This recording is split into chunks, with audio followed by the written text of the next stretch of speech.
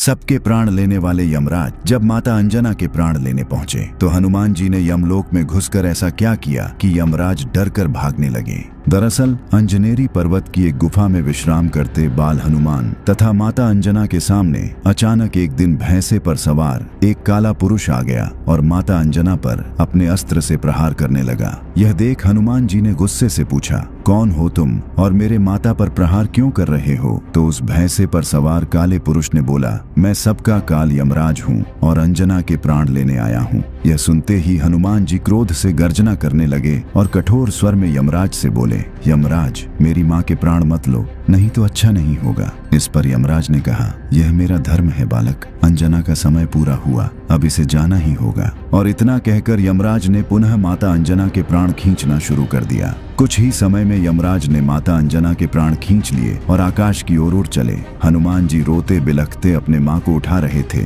क्या हुआ माँ, उठो माँ, कुछ बोलो। हनुमान जी ने माता अंजना को उठाने का बहुत प्रयास किया पर वो उठती कैसे, वो तो मर चुकी थी। अब हनुमान जी ने क्रोध से गर्जना करना शुरू किया, यमराज मैं आ रहा हूँ, आज या तो मेरी माँ जीवित होगी या इस संसार से काल का अंत होगा। और इतना कहते ही हनुमान जी ने अपना आकार अत्यंत ही विशाल करना शुरू कर दिया। देखते ही देखते वो बालक हनुमान अब साक्षात महाकाल का रूप बन गया। उनकी भुजाएं फरकने लगीं और आंखों से अंगारे बरसने लगे। उनके शरीर का तेज इतना भयानक था कि हजारों सूर्य भी फीके पड़ जाएं। हनुमान जी ने ऐसी भीषण गर्जना की कि ब्रह्मांड कांप उठा और अगले ही पल हनुमान जी ने धरती से ऐसी छलांग लगाई कि आकाश का सीना फट गया। हनुमान जी अत्यंत ही क्रोधित मुद्रा में तीव्र गति से यमलोक की तरफ जा रहे थे। इससे सभी देवता भयभीत होकर इधर उधर छुपने लगे। कोई भी क्रोधित हनुमान जी का सामना नहीं करना चाहता था और कुछ ही देर में हनुमान जी यमलोक के द्वार पर पहुंचकर क्रोध से गर्जना करते हुए यमराज को पुकारने लगे,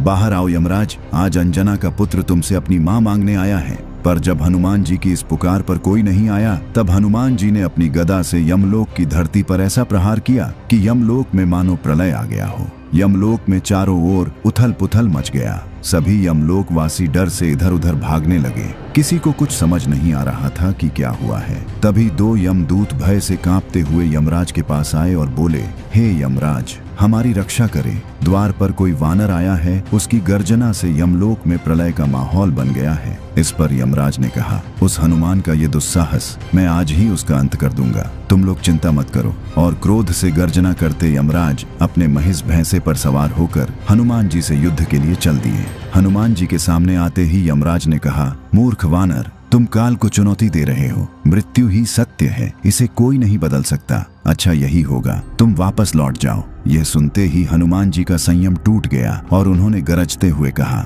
मैं अंतिम चेतावनी देता हूँ, मेरी माँ के प्राण वापस करो या मुझसे युद्ध के लिए तैयार हो जाओ। पर यह सुनते ही जब यमराज ने ठहाके मारकर हंसते हुए कहा, अंजना के प्राण भूल जाओ वानर, पर अगर तुम यहाँ से जल्दी नहीं गए तो मैं तुम्हारा प्राण अवश्य ले लूंगा। यह सुनते ही हनुमान जी ने अपनी गदा उठाई और फिर शुरू हुआ हनुमान जी तथा यमराज के बीच ऐसा महाप्रलयंकारी युद्ध जिसका आप सभी को इंतजार था। यमराज ने अपने सैकड़ों यमदूतों को आदेश दिया, बंदी बना लो इस वानर को। और देखते ही देखते भयानक चेहरों वाले, हाथों में भाले और पाश लिए लाखों यमदूत हनुमान जी पर टूट पड़े। पर उन मासूम यमदूतों को शायद पता नहीं था कि वे हनुमान जी पर आक्रमण करके कितनी बड़ी गलती कर रहे हैं। हनुमान जी ने क्रोध से गर्जना करते हुए अपना रूप विशाल किया और यमदूतों की सेना पर काल बनकर टूट पड़े। कुछ को उन्होंने अपनी मुट्ठी में पकड़ मसल दिया और कितनों को तो अपने पैरों से ही दबाकर मार डाला। हनुमान जी का ऐसा विकराल रूप देख सभी यमदूत थर थर कांपते हुए डर से इधर उधर भागने लगे।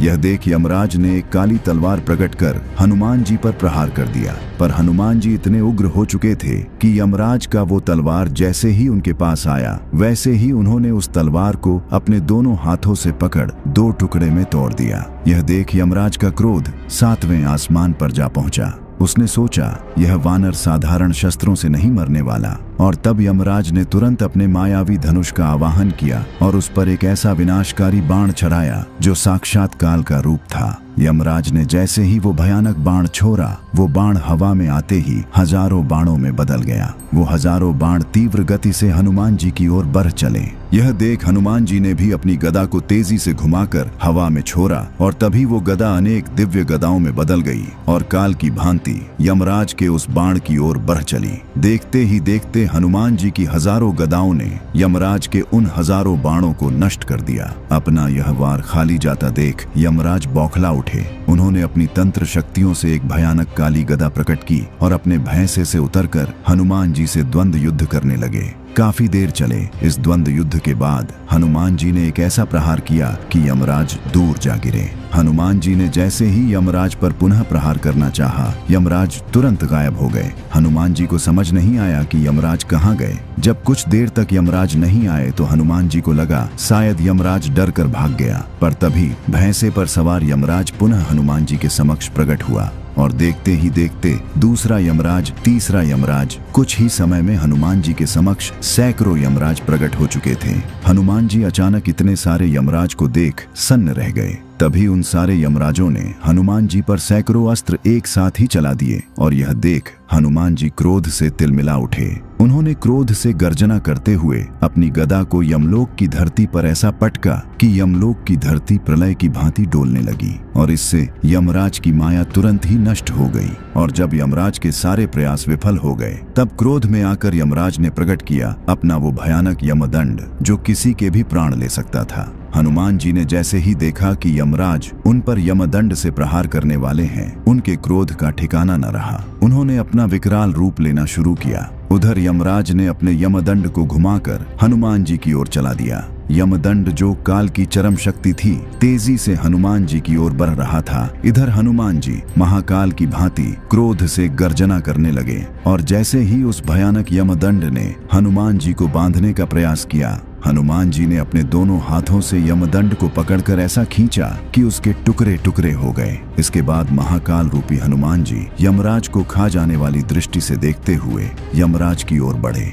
उनका आकार बढ़ता जा रहा था। उनके शरीर से दिव्य प्रकाश निकलने लगा। उनका क्रोध से गर्जना करता हुआ विकराल रूप ऐसा था मानो उन्होंने अपना विश्व रूप ले लिया है। यमराज हनुमान जी का ऐसा रूप देख डर से थर थर कांपने लगे। हनुमान जी अपनी गदा को लहराते हुए महाकाल की भांति यमराज की ओर बढ़ रहे थे। यमराज ये देख डर से इधर उधर भागने लगे। यमराज को अब लगने लगा कि अब हनुमान जी उनका संहार कर ही देंगे, अब उन्हें कोई नहीं बचा सकता। इस भयानक दृश्य ने तीनों लोगों को हिला दिया और फिर ब्रह्मा जी ने आकर हनुमान जी के क्रोध को शांत करना चाहा, पर वे भी असफल रहे। इतने उग्र हनुमान जी ने गर्जना करते हुए अपनी अंतिम घोषणा की, मुझे मेरी माँ दे दो, नहीं तो आज यमराज का अंत निश्चित है। और फिर आगे बढ़ते हुए हनुमान जी ने अपने विशाल मुट्ठी में यमराज को दबाकर जैसे ही अपने गदा से यमराज का अंत करना चाहा, तभी वहां भगवान विष्णु अपने दिव्य चतुर्भुज रूप में प्रकट हो गए और उन्होंने हनुमान जी को माता अंजना के प्राण दे दिए।